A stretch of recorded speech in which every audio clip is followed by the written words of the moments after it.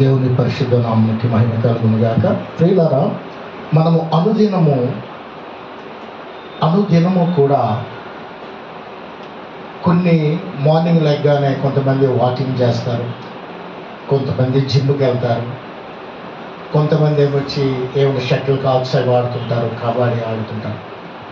ఎందుకు ఇవి అనుదినము ఒక అభ్యాసం కింద చేస్తున్నారు? ఎందుకు చేయాలి అలాగా అంటే, మన ఆరోగ్యాన్ని, మన శరీరాన్ని హెల్దీగా, ఆరోగ్యకరముగా ఉండడానికి రకరకాలుగా ప్రయత్నాలు చేస్తుంటారు మనుషులు. ఎందుకు? శరీరం ఆరోగ్యంగా ఉండాలని. సరిపోతుందా? శరీరము ఆరోగ్యంగా ఉంటే సరిపోతుందా? కాదు కదా. లోపల ఉన్న ఆత్మ ఆరోగ్యంగా ఉండాలి. లోపల ఉన్న అనుదిన అభ్యాసము ఏ విధంగా మీరు చేస్తున్నారో, అలాగే మన ఆత్మ విషయములో కూడా అనుదినము చేయవలసిన కొన్ని పనులు ఉన్నాయి. ఏమిటి ఆ పనులు అంటే, ప్రియులారా, నెంబర్ 1, మొట్టమొదటిగా to search the inner man. ఈ ఇన్నర్ మ్యాన్, లోపలున్న మనిషిని మనము పరిశోధించాలి, శోధించాలి. అనుదినము కూడా ఎప్పుడైతే ఈ లోపల ఉన్న మనిషిని మనము శోధించాలి, అంతరంగ పురుషుణ్ణి మనము పరిశోధించాలి, లేదా పరిశోధించడం అంటే ఇన్వెస్టిగేషన్, శోధించడం అంటే సెర్చ్. ఈ రెండు కూడా అవసరమే. ఈ లోపల ఉన్న ఈ అంతరంగ పురుషుణ్ణి మనము సెర్చ్ చేయాలి, శోధించాలి, లేదా పరిశోధించాలి. శోధించాలి అంటే మనకు ఆత్మ సంబంధముగా కొన్ని ఆయుధాలు కావాలి. జిమ్కి వెళ్తే అన్ని ఆయుధాలు కావాలి. వాకింగ్కి వెళ్తే ఏవో బూట్లు వేసుకుంటారు. షటిల్ కాక్ ఆడాలంటే బ్యాట్ ఉండాలి, క్రికెట్ ఆడాలంటే బ్యాట్ ఉండాలి. కానీ అలాగే మన ఆత్మ సంబంధమైన అనుదిన అభ్యాసంలో మన అంతరంగ పురుషుణ్ణి సెర్చ్ చేసి శోధించాలి అంటే మనకు కావలసింది దేవుని యొక్క వాక్యం. దేవునికి స్తోత్రం చెప్తామా? దేవుని యొక్క వాక్యం మనకి ఎప్పుడైతే ఉంటుందో, through the word of God we have to search hour inner man. లోపల ఉన్న మనిషిని అప్పుడు మనము శోధించగలం, పరిశోధించగలం.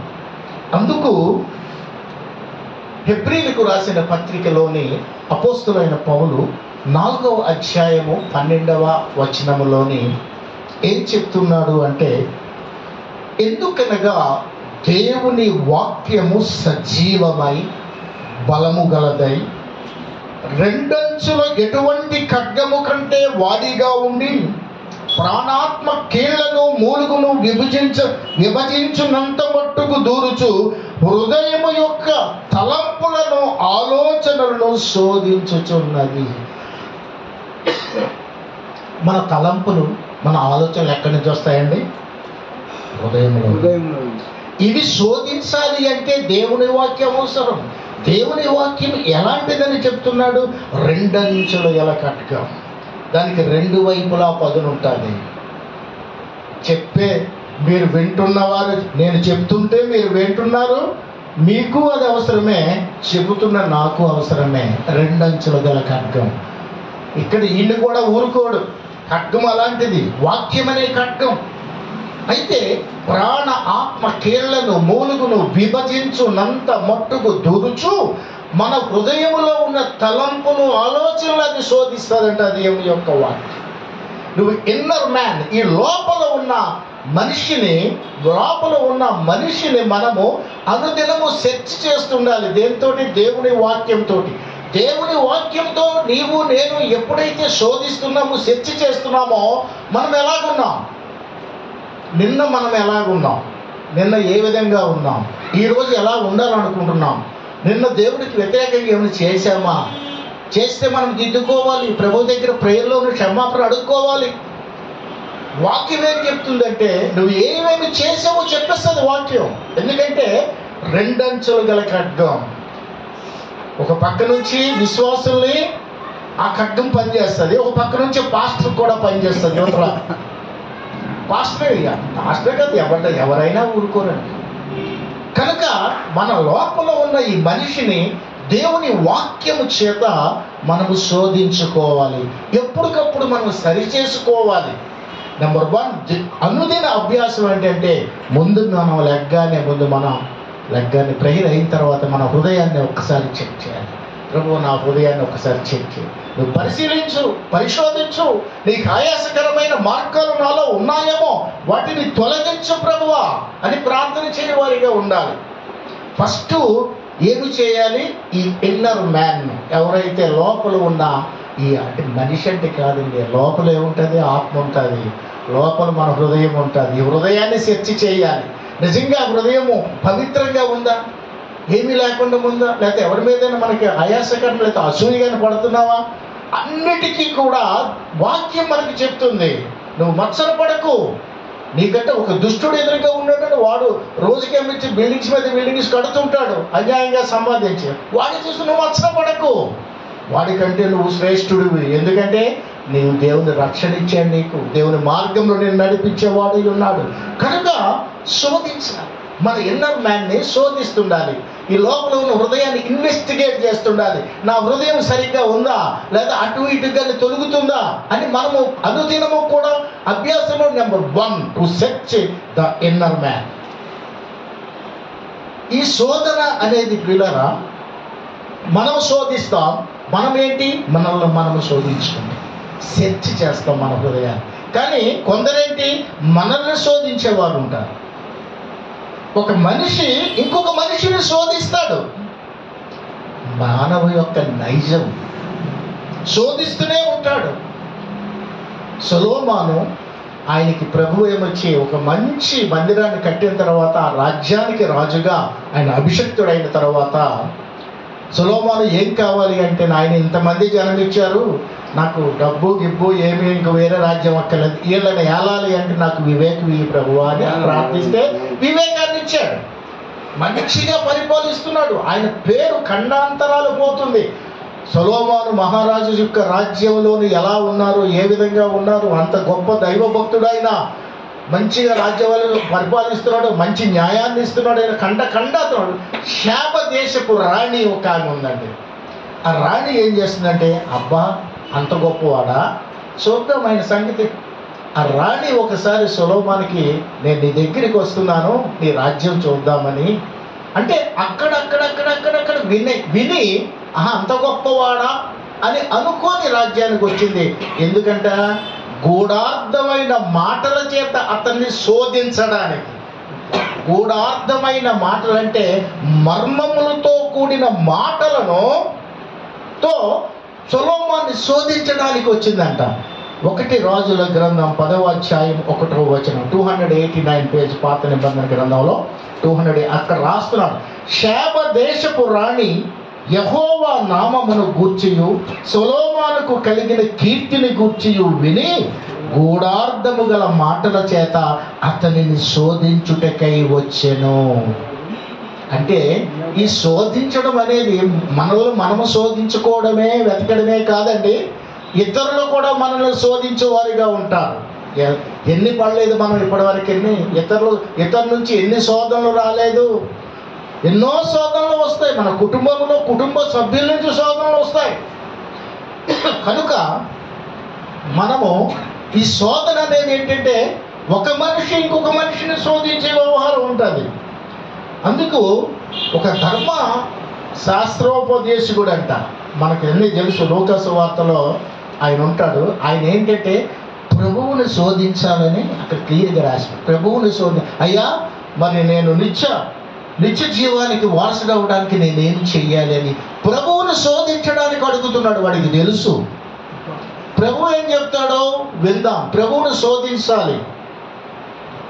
నేను చదువుతున్నాను, లూకా సువార్త 10:25లో చెప్తాడు, ఇదిగో ఒకప్పుడు ధర్మశాస్త్రోపదేశకుడు లేచి, బోధకుడా నిత్య జీవమునకు వారసుడు నేను ఏమి చేయగలను ఆయనను శోధించుచు అడిగాను. అడిగినట్టే సరిపోయింది కాదు, శోధన. ఆ పక్కన ఒక ఎట్లాగే ఈయన ఇరుకులో పెట్టాలి, ఇబ్బందులో పెట్టాలి, శోధించుతూ అడిగినట్లుగా చూస్తున్నాం ప్రియులారా. అందుకు ఈ ఆత్మ కూడా ప్రియులారా ఈ ఆత్మ, దేవుడు మనకు ఒక ఆత్మ పెట్టాడు. ఈ ఆత్మ అంట అంతరంగాలను శోధిస్తుందంట. అంతరంగాలను శోధిస్తుంది. ఇక్కడ చెప్తాడు, నరుని ఆత్మ యెహోవా పెట్టిన దీపం. సామెతల గ్రంథంలో 20:27 రాసింది, నరుని ఆత్మ యెహోవా పెట్టిన దీపం, అది అంతరంగములన్నిటినీ శోధించును. ఆత్మ మన అంతరంగాల్ని శోధిస్తుందంట. శోధించి ఏం చేస్తుంటే ఫీడ్బ్యాక్ ఆయనకి ఇస్తుంది. వీడు బయటికి ఇలాగున్నాడు కానీ వీడి హృదయం అంతా చెప్తాయని. మంచివాడైతే మంచి రిపోర్ట్ ఇస్తుంది మన అంతరంగంలో. ఎందుకంటే ఆయన పెట్టిన దీపం కనుక ఈ దీపం ఫీడ్బ్యాక్ ఇస్తుంది అక్కడికి. నరుని ఆత్మ. అలాగే మరి ప్రభువైన యేసయ్య కూడా శోధింపబడ్డాడుగా. పాపం ఎన్నిసార్లు శోధించబడ్డాడండి ఆయన. మాటి మాటికి శోధించబడ్డాడు. తాను శోధింపబడి శ్రమ పొందాడు. శోధింపబడ్డాడు, సబ్సిక్వెంట్గా దాని తర్వాత శ్రమ పొందాడు. కనుక శోధింపబడు వారికి సహాయము చేయగలవాడై ఉన్నాడు. దేవునికి స్తోత్రం చేద్దామా. శోధన ఒక మనిషి, ఆయన 100% మానవుడు. ఆయన ఈ లోకానికి వచ్చిన తర్వాత ఆయన శోధించబడ్డాడు. శోధన అంటే ఏమిటో ఆయనకి బాగా తెలుసు. ఎందుకంటే 40 దినాలు సాతాను గారి శోధించాడు.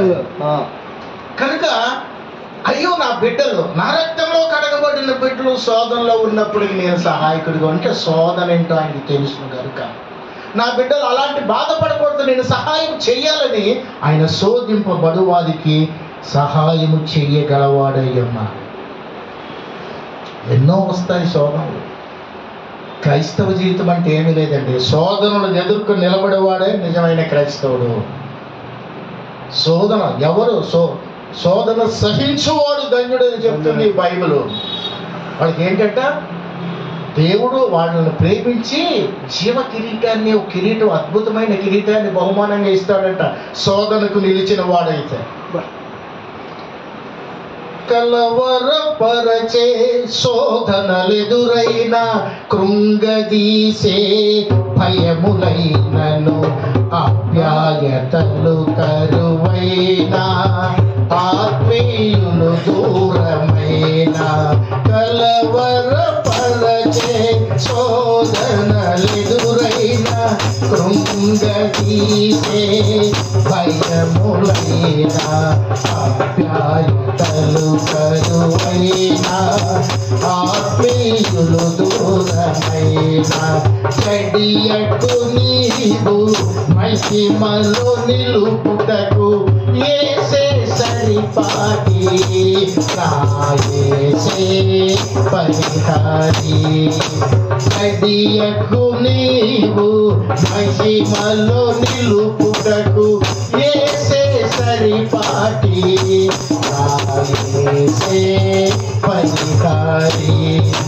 మధురం మధురం నా ప్రియ యేసుని చరితం, మధురం శాశ్వతం శాశ్వతం నా ప్రభు కృపయే నిరంతరం. దీన మనసు దయగల మాటలు సుందర వదనం తేజోమయుని రాజసం. దీన మనసు దయగల మాటలు సుందర వదనం తేజోమయుని రాజసం. మధురం మధురం నా ప్రియ యేసుని చరితం, మధురం శాశ్వతం శాశ్వతం నా ప్రభు కృపయే నిరంతరం. హల్లెలూయా. రెండవ అభ్యాసం ఏంటంటే, మొదటిది అయిపోయింది. రెండవ అభ్యాసం శాంటిఫై ది అవుట్వర్డ్ వర్క్, అంటే బాహ్యముగా మనము పరిశుద్ధపరచబడాలి. బాహ్యము మన నడవడి, బాహ్య నడవడిని పరిశుద్ధపరచుకోవాలి. బాహ్య నడవడిని పరిశుద్ధపరచుకోవాలి అంటే ముందుగా మనము సత్యములో నడవడానికి ప్రయత్నించాలి. సత్యములో ఎవరు నడుస్తారో వాళ్ళు బాహ్య నడవడి ఎలా ఉంటుందంట, పరిశుద్ధంగా ఉంటుంది. అందుకే యోహాను సువార్త 15:17 అంటాడు, 17:17 అంటాడు, సత్యమందు వారిని ప్రతిష్ఠ చేయము, నీ వాక్యమే సత్యం. మళ్ళీ తిరిగి వాక్యానికి వచ్చాడు, నీ వాక్యమే సత్యం. సత్యమందు వారిని ప్రతిష్ఠ చేయు. ప్రభు అయిన యేసయ్య తండ్రికి ప్రార్థిస్తున్నాడు, నాకు ఇచ్చిన బిడ్డలను, నాకు ఇచ్చిన ఎవరిచ్చావో నువ్వు బిడ్డలు, ఆ బిడ్డలను సత్యమందు ప్రతిష్ఠించయ్యా. ఎందుకంటే నన్ను ద్వేషిస్తుంది కనుక లోకం వారిని కూడా ద్వేషిస్తుంది. మరి వీరిని కాపాడవలసిన బాధ్యత నీదేనయ్యా, కందుక సత్యములో ప్రతిష్ఠించు అని చెప్తున్నాడు ప్రియుడా. ఎందుకంటే నీవు అంతరంగములో సత్యమును కోరుచున్నావు, ఆంతర్యమున నాకు జ్ఞానమును తెలియజేదు. కీర్తనకారుడు చెప్తున్నాడు 51వ కీర్తన 6వ వచనం, నీవు అంతరంగములో సత్యమును కోరుకుంటున్నావు. ఈ సత్యం అవసరం. నేను నాలో సత్యం ఉంటే నా బాహ్య నడవడికి చక్కగా ఉంటుంది, బాహ్య నడవడికి పరిశుద్ధంగా ఉంటుంది. మన బాహ్య నడవడి అంటే అందరికీ కంటికి కనబడే నడవడి. ఇదే విధంగా చెప్తున్నాడు, నీ కృప ఆకాశము కంటే ఎత్తైనది, నీ సత్యము మేఘమండలము వరకు వ్యాపించి ఉన్నది. సత్యము యొక్క గొప్పతనం చెప్తున్నాడు. మేఘమండలము వరకు మొత్తం మేఘాలన్నీ ఆయన సత్యముతోని వ్యాపించబడి ఉన్నాయి. ఆకాశము కంటే ఎత్తైనది, ఆకాశము కంటే ఎత్తైనది నీ సత్యం. కనుక ప్రియులారా, మనం సత్యము కలిగి జీవించే వారిగా ఉంటే మన బాహ్య నడవడి ఈ లోకమును అంతటికి పరిశుద్ధంగా కనిపిస్తాయి. అందుకే కీర్తనకారుడు 86వ కీర్తన 11వ వచనములో ఈ మాట అంటున్నాడు, యెహోవా నేను నీ సత్యమును అనుసరించి నడుచుకున్నట్లు, నీ సత్యమును అనుసరించి నడుచుకున్నట్లు నీ మార్గమును నాకు బోధించుము. అంతవరకు సత్యములు లేడు ఆయన, కానీ ఇప్పుడు సత్యంలో నేను నడవాలి అంటే ఆ మార్గం ఏంటో నాకు బోధించయ్యా. నీ నామమునకు భయపడినట్టు నా హృదయము నాకు ఏక దృష్టి కలుగు చేయము. నా దృష్టి అంతా ఒకటే దృష్టి. నా దృష్టి ఏంటి? యేసయ్య నామం, యేసయ్య. అలాంటి దృష్టి నాకు కలిగించు. ఇక్కడ చెప్తున్నాడు, నీ సత్యమును నేను అనుసరించి నడుచుకున్నట్లు నీవు నాకు బోధించి, ఏ విధంగా నేను సత్యములో నేను అనుసరించి నడుచుకోవాలో నాకు నేర్పయ్యా, నాకు బోధించయ్యా, నాకు ఉపదేశించయ్యా అని కీర్తనాకారుడు చెప్తున్నాడు. కనుక మనము సత్యమును ఎప్పుడైతే అనుసరించి నడుచుకుంటామో బాహ్య ప్రపంచానికి మన బాహ్య నడవడిక వారు పరిశుద్ధంగా, వీళ్ళు పరిశుద్ధులు, వాడు పరిశుద్ధంగా జీవిస్తాడు అని వాళ్ళు సాక్ష్యం ఇచ్చేవారిగా మనము జీవించాలి. మూడవదికి ప్రియులారా, ఇక్కడ మన యొక్క నడుస్తున్న త్రోవనంట క్లీన్ చేయాలంట. క్లీన్ చేయాలంటే పరిశుభ్రచాలి. To cleanse the way. నువ్వు నడుస్తున్న మార్గం ఎలాగ ఉండాలి? మంచిగా నీట్గా ఉండాలి. అంటే దాని అర్థం ఏంటి? చెడు మార్గములో నడవకుండా మనము మంచి మార్గములో, ఒకవేళ ఏదైనా ఉంటే వాటిని ఏం చేయాలంట? ప్రక్షాళన చేయాలి, క్లీన్ చేయాలి, ప్రక్షాళన చేయాలి. అందుకే మొదటి కీర్తనలో ఉంటాడు, దుష్టుల జోలికి పోకు, అపవాసములు ఉన్న చోటు నువ్వు కూర్చుండగా నీ మార్గం ఎప్పుడు కూడా అక్కడ ఉండొద్దు నువ్వు. అసలు అలాంటివన్నీ ఏం చేయాలి? మనం క్లీన్ చేయాలి. మన మార్గము ఎక్కడ? యేసయ్య మార్గంలో మనం నడిచినప్పుడు అవి ఉండడానికి లేదు. అందుకే త్రోవను ప్రక్షాళన. అందుకే యవనస్తులకి ఏమంటారంటే కీర్తనాకారుడు, మీరు మీ నడతను దేని చేత పరిశుద్ధపరుచుకుంటారు? దేవుని యొక్క వాక్యం జాగ్రత్తగా చూచుకున్నట్టు వలనే కదా. అంతే. యవన బిడ్డలారా, మీ నడత ఎలాగంట? మీరు దేవుని యొక్క ఎలా శుద్ధీకరించుకుంటారంటే దేవుని యొక్క వాక్యము ద్వారా మీ నడత పరిశుద్ధపరచబడుతుంది. 119వ కీర్తన 9వ వచనంలో మాట ఉంది. మరి నడత, ఈ నడత అనేది, మన నడత ఎలా ఉంది? ఒకని నడత యెహోవా చేతనే స్థిరపరచబడును. యెహోవా చేత మన నడత స్థిరపరచబడుతుంది. వాని ప్రవర్తన చూసి ఆయన ఆనందించును అంటున్నాడు. మన నడకలు ఎలా ఉండాలి? మనము నడుస్తుంటే దేవుడు చూసి మనల్ని చూసి ఆనందించేవాడిగా ఉండాలి. ప్రియులారా, దేవుని యొక్క ఆజ్ఞ, దేవుని యొక్క చిత్తము లేనిది, ఇంకొకటి రాస్తాడు బైబిల్లోని, మనము ఒక సన్మార్గంలో ఒక మంచిగా నడవాలి అంటే దేవుని యొక్క అనుమతి లేనిదే నువ్వు అలా నడవలేవంట. అంటే మంచిగా నడవడానికి కూడా దేవుని యొక్క చిత్తం ఉండాలి. సరే, చెడు అనేది పక్కన పెట్టు, మంచిగా నడవాలన్నా సరే దేవుని యొక్క చిత్తం ఉండాలని చెబుతున్నాడు ప్రియులారా. అందుకే అంటాడు,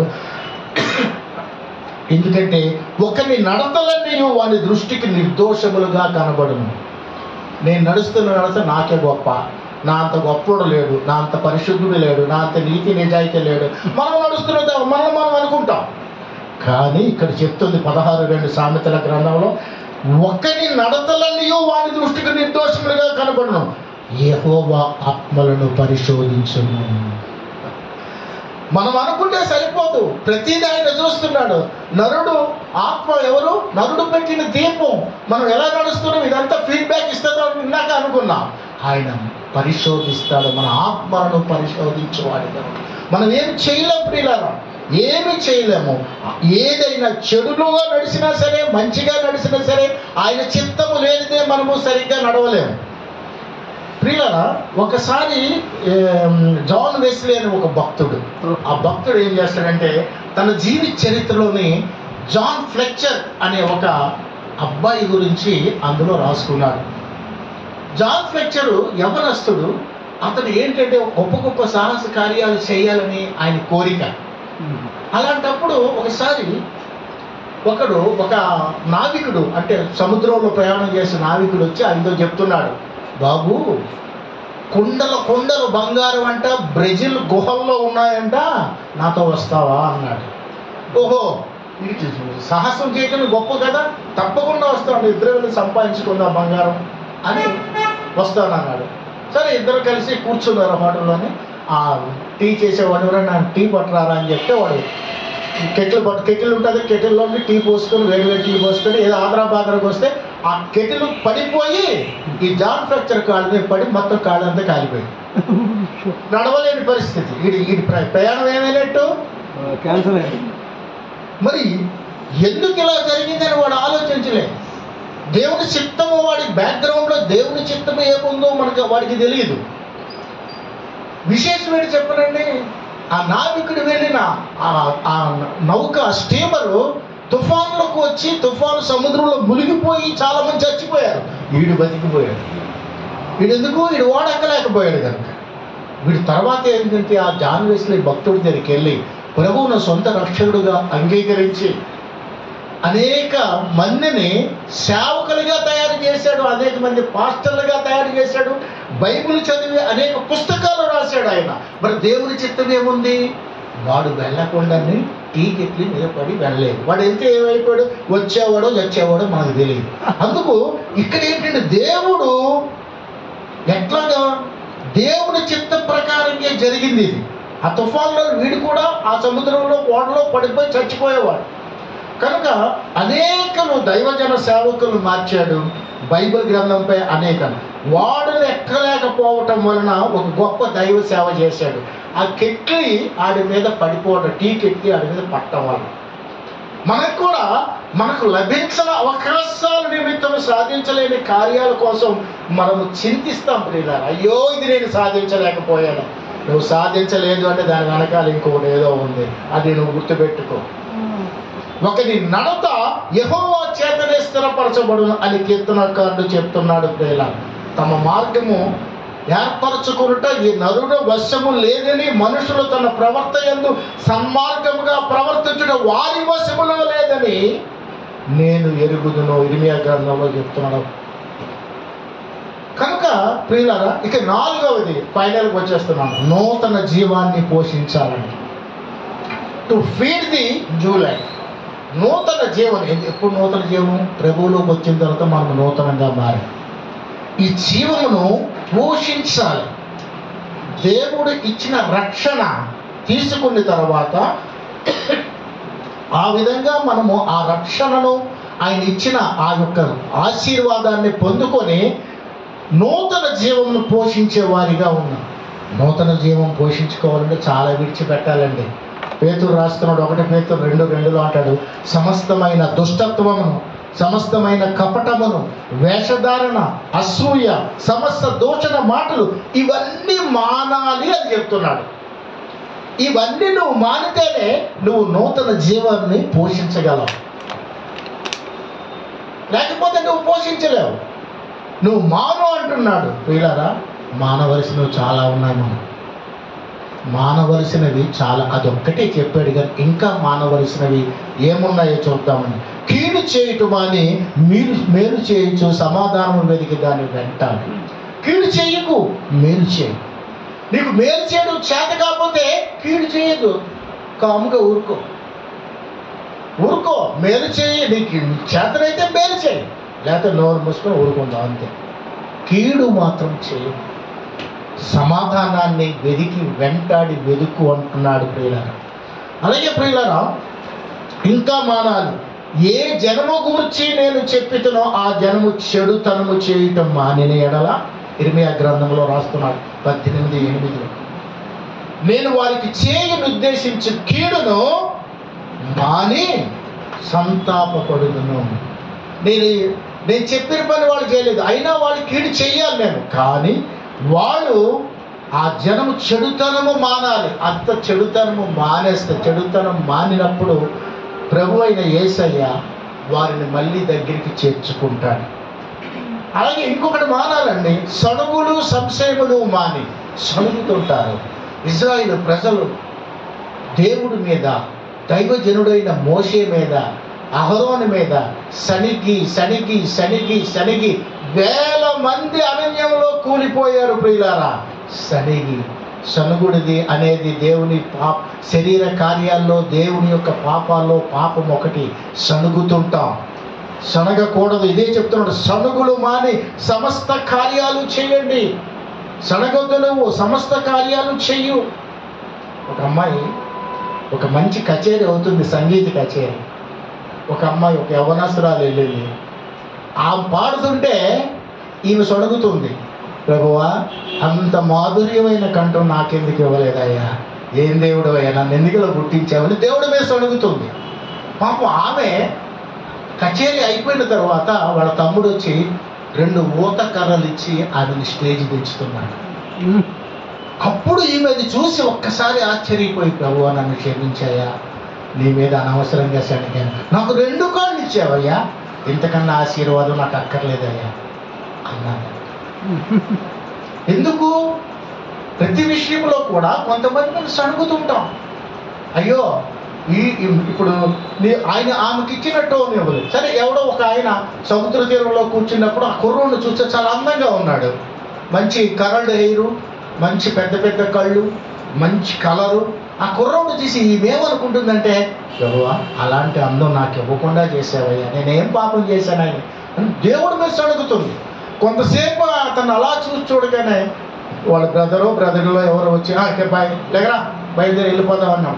ఎందుకు చెప్పనా, వాడి కళ్ళు లేవు, గుడ్డివాడు, 2 కళ్ళు లేవు.